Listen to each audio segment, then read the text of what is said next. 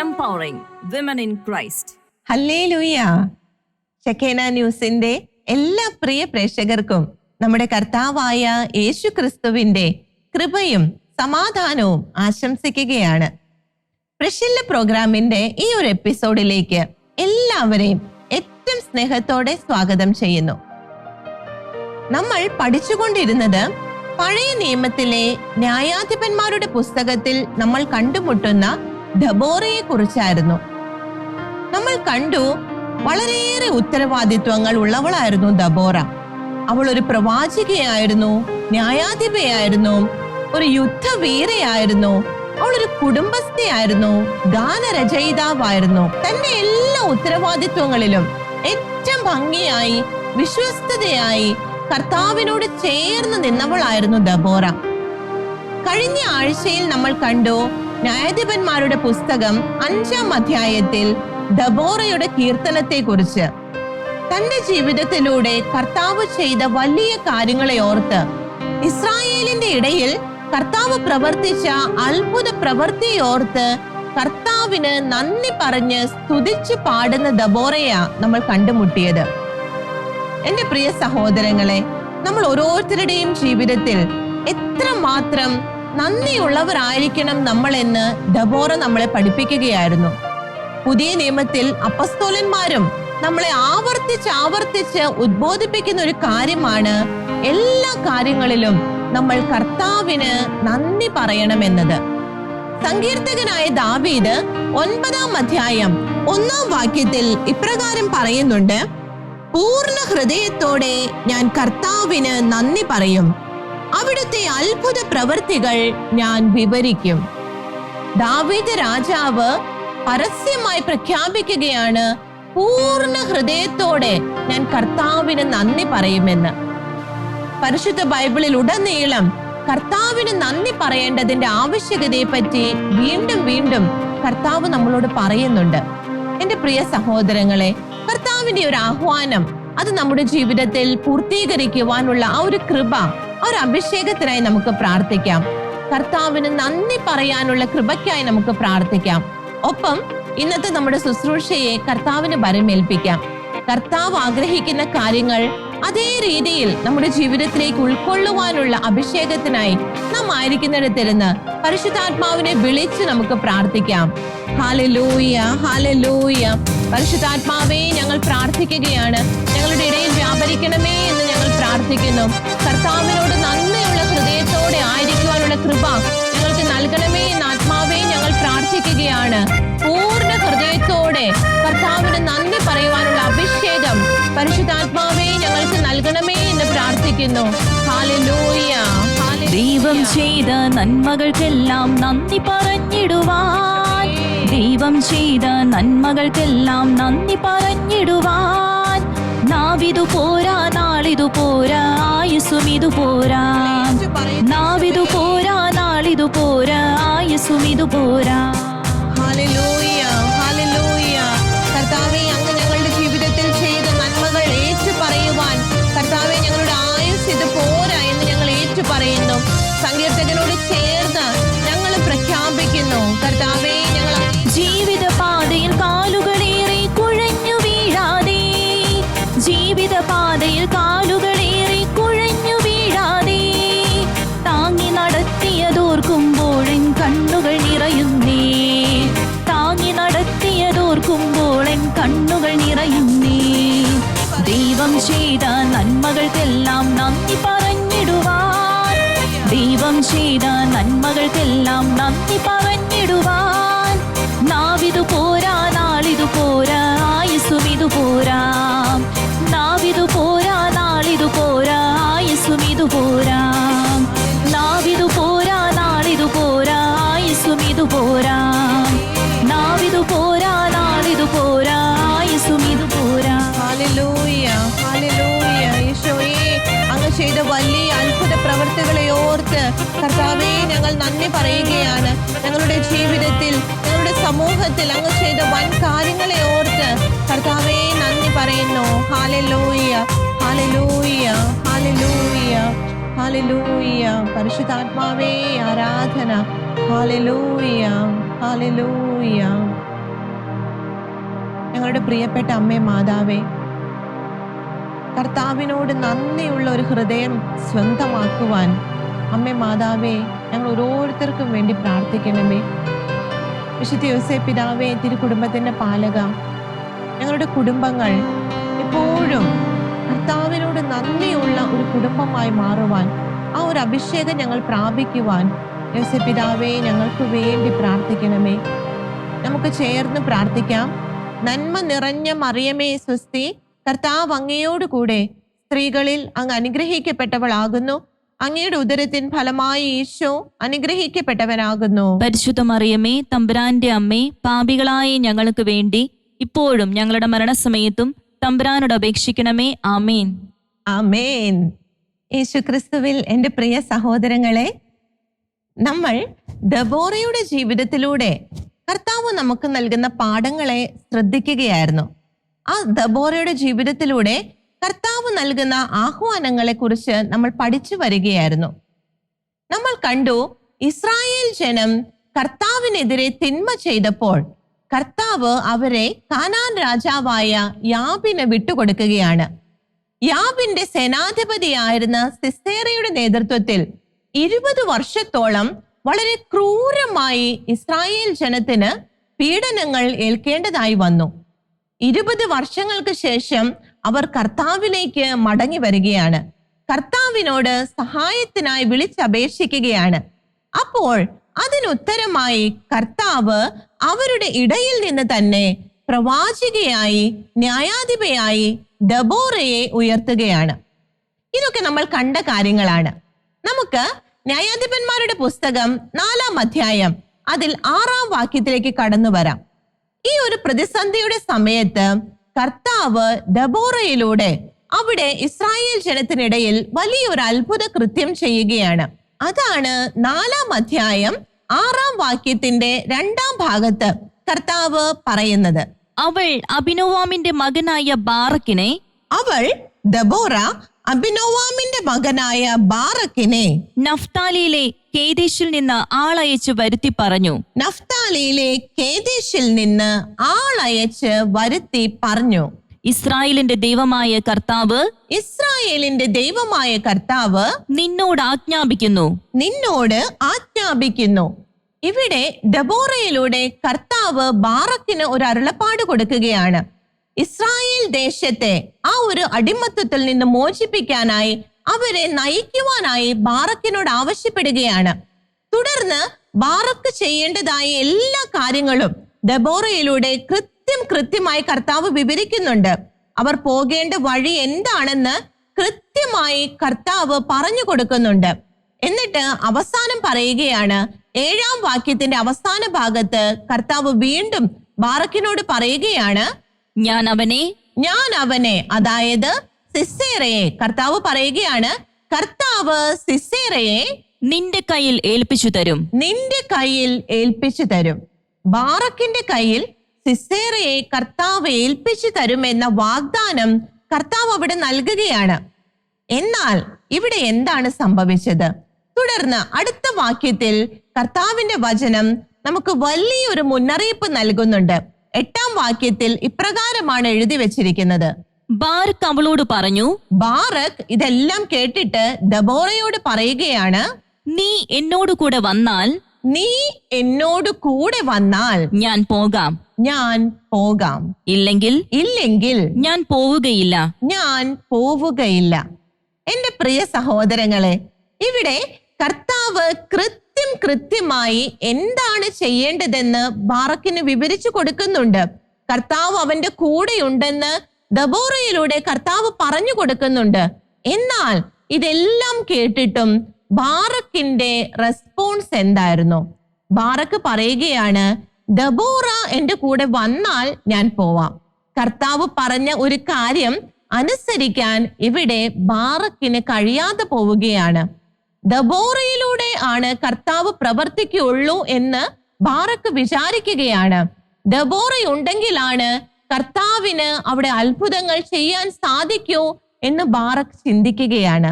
Deborah കൂടെ വന്നാൽ ഞാൻ പോകാം, ഇല്ലെങ്കിൽ ഞാൻ പോവുകയില്ല എന്ന് ബാറക്ക് പറയുകയാണ്.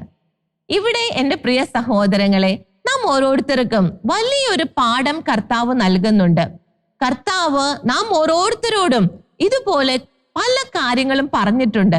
പരിശുദ്ധ വചനത്തിലൂടെ നാം അനുസരിക്കേണ്ടതായ ഒത്തിരിയേറെ കാര്യങ്ങൾ കർത്താവ് നമുക്ക് പറഞ്ഞു തന്നിട്ടുണ്ട്. അതനുസരിക്കുമ്പോൾ അതിലൂടെ വരുന്ന കഷ്ടപ്പാടുകളെ, പ്രതിസന്ധികളെ എല്ലാം എപ്രകാരം നേരിടണമെന്നും കർത്താവ് പറഞ്ഞു തന്നിട്ടുണ്ട്. എന്നാൽ കർത്താവിന്റെ ഈ വചന വാഗ്ദാനങ്ങളിൽ വിശ്വസിക്കാൻ നമുക്ക് സാധിക്കുന്നുണ്ടോ? അതിന് മറ്റു പലരെയും ചാരാനുള്ള ആ ഒരു ടെംപ്റ്റേഷൻ അത് നമുക്കും ഇല്ലേ? ബാറക്കിനെ പോലെ കർത്താവ് ഒരു കാര്യം പറയുമ്പോൾ കണ്ണടച്ച് വിശ്വസിച്ച് അവിടെ സ്റ്റെപ്പ് എടുക്കാൻ നമുക്ക് സാധിക്കുന്നുണ്ടോ? അതാണ് ഇന്ന് കർത്താവ് നമ്മളോട് ഓരോരുത്തരോടും പറയുന്നത്.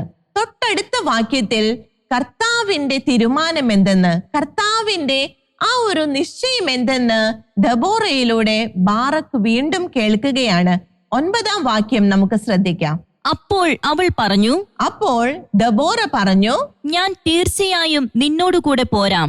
ഞാൻ തീർച്ചയായും നിന്നോട് കൂടെ പോരാം. പക്ഷേ നിന്റെ ഈ വഴി നിന്നെ മഹത്വത്തിൽ എത്തിക്കുകയില്ല. കർത്താവ് സിസേറയെ ഒരു സ്ത്രീയുടെ കയ്യിൽ ഏൽപ്പിക്കും.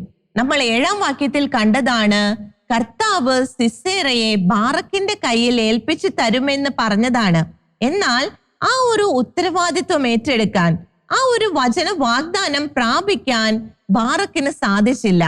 ഇവിടെ കർത്താവ് തന്റെ വഴികൾ മറ്റു രീതിയിൽ മുന്നോട്ട് കൊണ്ടുപോവുകയാണ്. കർത്താവ് നമ്മളോടൊരു കാര്യം പറഞ്ഞിട്ട് അതനുസരിക്കാൻ നമ്മൾ തയ്യാറാകുന്നില്ലെങ്കിൽ കർത്താവിന്റെ വഴികൾക്ക് യാതൊരു ക്ഷാമവുമില്ല. കർത്താവ് വേറെ വഴിയെ അതെല്ലാം പൂർത്തീകരിക്കും. പക്ഷേ ആരോടാണോ ആ വചനം പറഞ്ഞത്, ആർക്കാണോ ആ ആഹ്വാനം നൽകിയത്, അവർ അതനുസരിക്കുന്നില്ലെങ്കിൽ എന്താണ് സംഭവിക്കുക എന്ന് ബാറക്കിന്റെ ജീവിതം നമ്മളെ പഠിപ്പിച്ചു തരികയാണ്. നിന്റെ ഈ വഴി നിന്നെ മഹത്വത്തിൽ എത്തിക്കുകയില്ല എന്ന് കർത്താവ് പറയുകയാണ്. അത്രയും വലിയ ഒരു സാധ്യത ബാറക്കിന്റെ മുൻപിൽ ഉണ്ടായിരുന്നു.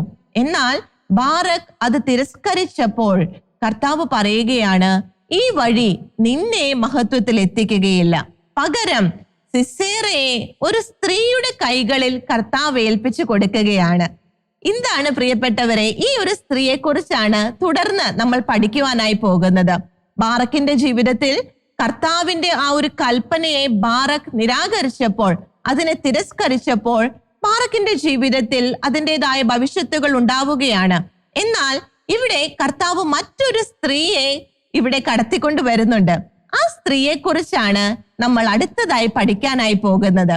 തുടർന്ന് 11-ാം വാക്യത്തിലേക്ക് നമുക്കൊന്ന് കടന്നു വരാം. കേന്യനായ ഹേബർ മോശയുടെ അമ്മായപ്പനായ ഹോബാബിന്റെ വംശജരായ കേന്യരെ വിട്ടുപോന്ന് കേദേശിനടുത്ത് സാനാനിമിലെ ഓക്കുമരത്തിന് സമീപം പാളയമടിച്ചു. ഇവിടെ കർത്താവ് കേന്യനായ ഹേബറിനെ കുറിച്ച് പറയുകയാണ്. നമ്മൾ ദബോറയും ബാറക്കിനെയും കുറിച്ചൊക്കെ പഠിച്ചു വരികയായിരുന്നു. അതിനടുത്ത് തൊട്ടടുത്ത വാക്യത്തിൽ കർത്താവ് കേന്യനായ ഹേബറിനെ ഇൻട്രൊഡ്യൂസ് ചെയ്യുകയാണ്. എന്തിനായിരുന്നു? കർത്താവ് തൊട്ടു മുൻപിൽ പറഞ്ഞു വെച്ച ആ ഒരു സ്ത്രീയെ ഈ രംഗത്തേക്ക് കൊണ്ടുവരുവാനായിട്ടാണ് കേന്യനായ ഹേബറിനെ കർത്താവ് ഇവിടെ കടത്തിക്കൊണ്ടുവരുന്നത്. 17-ാം വാക്യത്തിന്റെ ആദ്യ ഭാഗത്ത് ആ സ്ത്രീ അവൾ ആരായിരുന്നു എന്ന് കർത്താവ് നമുക്ക് പറഞ്ഞു തരുന്നുണ്ട്. 17-ാം വാക്യത്തിന്റെ ആദ്യ ഭാഗം നമുക്കൊന്ന് ശ്രദ്ധിക്കാം. സിസേറ കേന്യനായ ഹേബറിന്റെ ഭാര്യ ജായേലിന്റെ കൂടാരത്തിൽ അഭയം പ്രാപിച്ചു. അവിടെ നമ്മുടെ ദബോറയുടെ നേതൃത്വത്തിൽ ആ ഒരു അണി നിരന്ന് അവർ യുദ്ധത്തിന് പുറപ്പെടുകയാണ്. ആ യുദ്ധത്തിൽ കർത്താവ് അവർക്ക് വിജയം നൽകുന്നുണ്ട്. അതിനെ തുടർന്ന് സിസേറ അവിടെ നിന്ന് ഒളിച്ചോടുകയാണ്. ഒളിച്ചോടി വന്ന് അഭയം പ്രാപിച്ചത് ഈ കേന്യനായ ഹേബറിന്റെ കൂടാരത്തിലാണ്. കേന്യനായ ഹേബറിന്റെ ഭാര്യ ജായേലിനെ കർത്താവ് ഇവിടെ കടത്തിക്കൊണ്ടു വരികയാണ്. ഈ ജായേലിനെ കുറിച്ചാണ് കർത്താവ് പറഞ്ഞത്, സിസേറയെ ഞാൻ ഒരു സ്ത്രീയുടെ കൈകളിൽ ഏൽപ്പിക്കുമെന്ന്. 20 വർഷക്കാലം ഇസ്രായേലിനെ വളരെ ക്രൂരമായി പീഡിപ്പിച്ച ആ ഒരു സേനാധിപതി സിസേറ ഭയങ്കരനായ ആ ഒരു വ്യക്തി, അവനെ കർത്താവ് അന്ത്യം വരുത്തുന്നത് ഈ ജായേലിന്റെ കൈകളിലൂടെയാണ്. ജായേലിന്റെ കൂടാരത്തിലേക്ക് സിസേര കടന്നു വരികയാണ്. അവിടെ കടന്നു വന്ന് സിസേര വിശ്രമം എടുക്കുകയാ. വിശ്രമം എടുക്കുന്ന സമയത്ത് ജായേൽ എന്താണ് ചെയ്തതെന്നാണ് നമ്മൾ ഇവിടെ ശ്രദ്ധിക്കേണ്ടത്. ബാറക്കിന് കർത്താവ് ഒരു അവസരം കൊടുത്തു. എന്നാൽ ആ അവസരത്തെ ബാറക്ക് ഉപയോഗിച്ചില്ല. അതിനെ തട്ടി മാറ്റി അവൻ ആ ഒരു അനുഗ്രഹം പ്രാപിക്കുന്നതിൽ നിന്ന് മാറി നിൽക്കുകയാണ്. എന്നാൽ ഇവിടെ ജായേൽ തനിക്ക് മുൻപിൽ വന്ന അവസരത്തെ വേഗം കയറി പിടിക്കുന്നതാ നമ്മൾ കാണുന്നത്. തന്റെ കൂടാരത്തിലെത്തിയ കർത്താവിന്റെ ജനത്തെ പീഡിപ്പിക്കുന്നവനെ ജായേൽ എന്താ ചെയ്തത്? 21 വാക്യത്തിലേക്ക് നമുക്ക് കടന്നു വരാം. എന്നാൽ ഹേബറിന്റെ ഭാര്യ ജായേൽ കൂടാരത്തിന്റെ ഒരു മരയാണിയും ചുറ്റികയും എടുത്ത് സാവധാനം അവന്റെ അടുത്തു ചെന്നു. ഇവിടെ ജായേൽ വളരെ സാവധാനം കർത്താവിന്റെ ആ ഒരു ശത്രുവിനെ, കർത്താവിന്റെ ജനത്തെ പീഡിപ്പിച്ചവനെ ഇവിടെ വധിക്കുന്നതായിട്ടാണ് നമ്മൾ കാണുന്നത്. എന്റെ പ്രിയ സഹോദരങ്ങളെ, തനിക്ക് മുൻപിൽ കിട്ടിയ അവസരത്തെ വേഗം കയറി പിടിക്കുന്ന ജായേലിനെയും കർത്താവ് നൽകിയ അവസരത്തെ തട്ടി മാറ്റുന്ന ബാറക്കിനെയുമാണ് ഇന്ന് കർത്താവ് നമ്മുടെ മുൻപിൽ വെച്ച് തരുന്നത്. നമ്മൾ ചിന്തിക്കുക പ്രിയമുള്ളവരെ, നമ്മുടെ മുൻപിൽ കർത്താവ് എത്രമാത്രം ഓപ്പർച്യൂണിറ്റീസ് തരുന്നുണ്ട്. നമ്മൾ അത് ബാറക്കിനെ പോലെ തട്ടി മാറ്റുകയാണോ, ജായേലിനെ പോലെ കടന്നു പിടിക്കുകയാണോ ചെയ്യുന്നത്? കർത്താവിന്റെ വേലയിൽ ജായേലിനെ പോലെ തിടുക്കത്തിൽ എത്രയും പെട്ടെന്ന് ആക്ഷൻ എടുക്കുന്നവരെയാ കർത്താവ് ആഗ്രഹിക്കുന്നത്. നമുക്ക് പുതിയ നിയമത്തിലേക്ക് ഒന്ന് കടന്നു വരാം.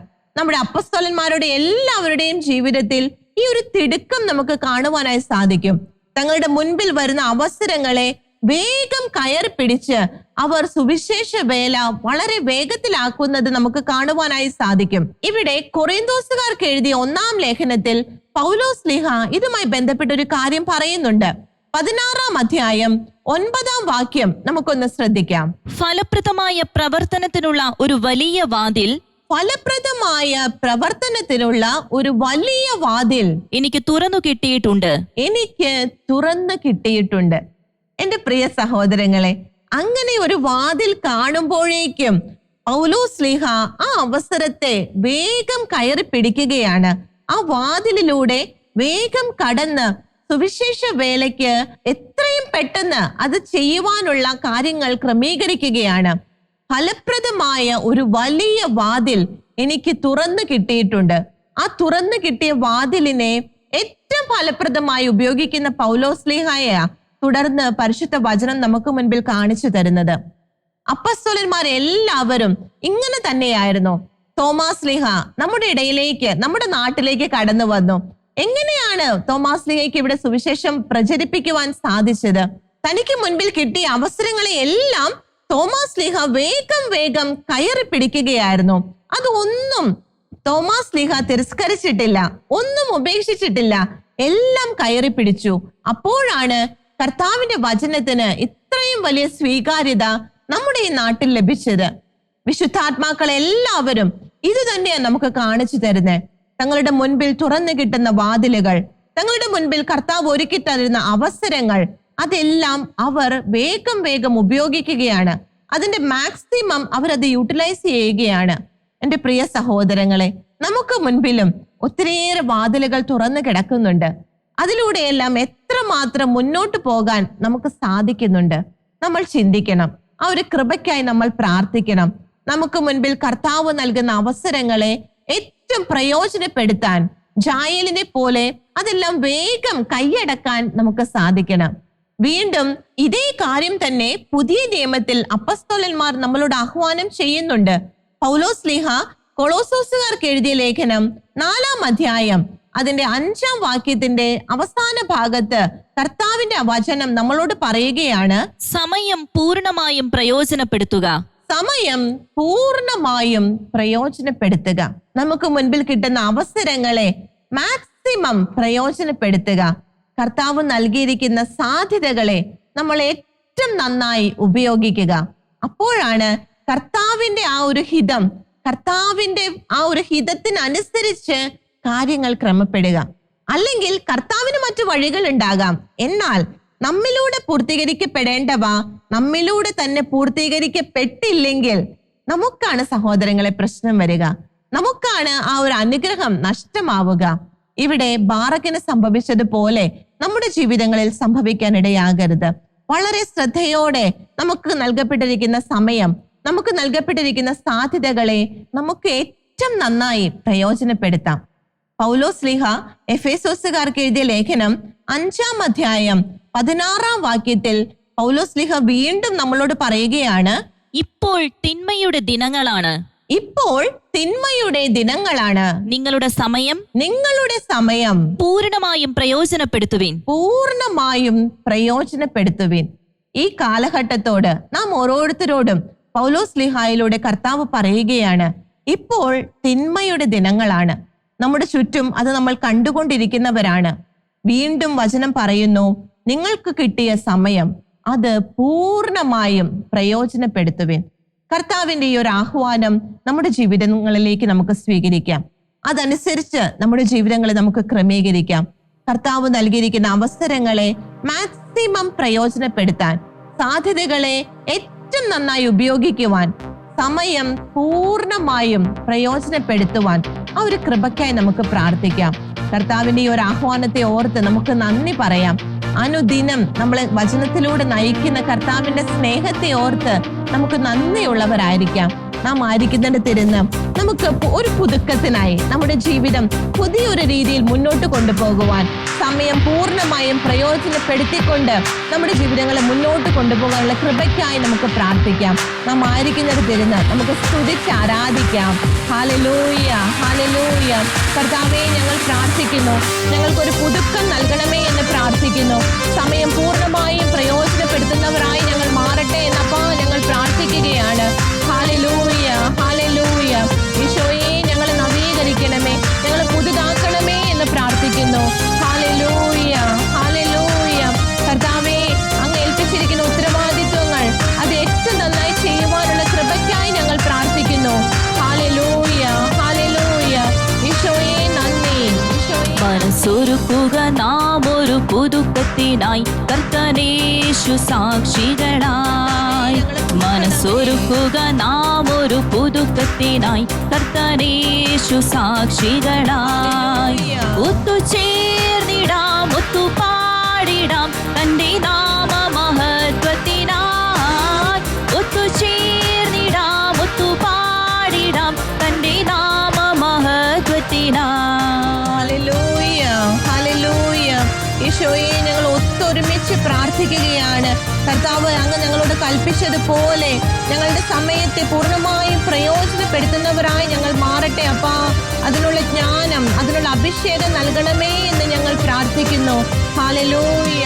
നീർത്തോടുകൾ തേടുന്ന മാൻപേട പോൽ അതിദാഹത്തോടെ നമ്മൾ, നീർത്തോടുകൾ തേടുന്ന മാൻപേട പോൽ അതിദാഹത്തോടെ നമ്മൾ ആത്മമാരിക്കായി പ്രാർത്ഥിച്ചിടുമ്പോൾ അവൻ നമ്മെ നിറച്ചിടുമേ.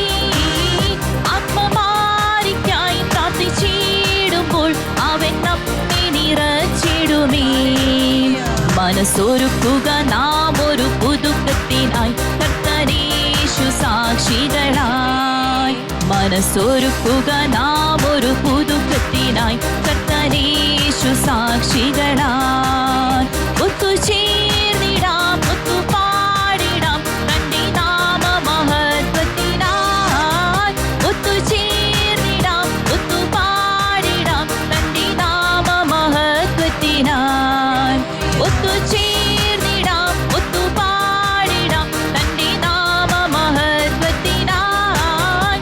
ഒത്തുചേർന്നിടാം, ഒത്തുപാടിടാം തന്റെ നാമ മഹത്വത്തിനായി.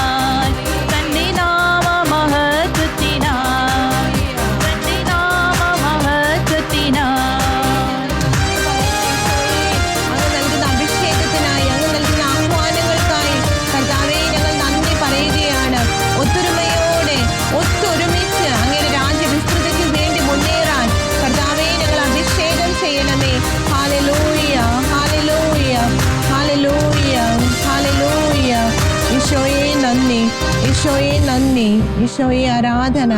Hallelujah, hallelujah. ഈശോയെ നന്ദി. ആമേൻ.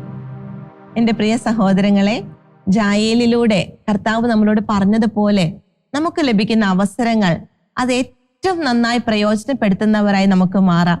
വീണ്ടും അടുത്ത ആഴ്ച ജായേലിന്റെ ജീവിതത്തിലൂടെ തന്നെ നമുക്ക് കൂടുതൽ പാഠങ്ങൾ പഠിക്കുവാനായി ഒരുമിച്ച് വരാം.